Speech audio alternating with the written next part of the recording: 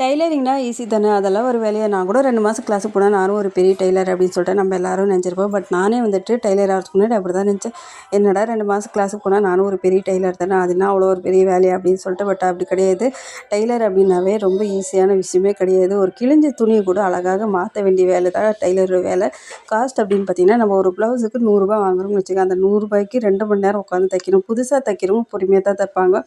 அதிலே இப்போ தச்சு பழகிட்டாங்கனாக்கா ஒரு 2 வருஷம் 3 வருஷம் ட்ரைனிங் ஆகிட்டாங்கனாக்கா ஒரு அரை மணி நேரம் 3/4 மணி நேரத்தில் ஒரு ப்ளவுஸ் முடிச்சிருவாங்க. ஏன்னா புதுசாக தைக்கிறவங்க 2 மணி நேரம், அந்த 2 மணி நேரம் உட்காந்து தைக்கிறதுக்கு முதுகு வலி, இடுப்பு வலி எல்லாமே இருக்கும். அந்த ரூ. 100க்கு அப்படின்வாங்க. அது எப்படி தானே தெரியல இப்படியெல்லாம் கேட்குறாங்கன்ட்டு. பட் எனக்குமே அப்படி தான் கேட்டாங்க. இப்போ தைச்சிட்டு இருக்க ப்ளவுஸ் வந்துட்டு லைனிங் போட்டு தைச்சா தான் நல்லாயிருக்கும். ரொம்ப வளவளன்னு இருக்கும், மிஷினில் தைக்கவே முடியல. பட் இருந்தாலும் என்னோட கஸ்டமர் நம்ம விடக்கூடாது இல்லையா?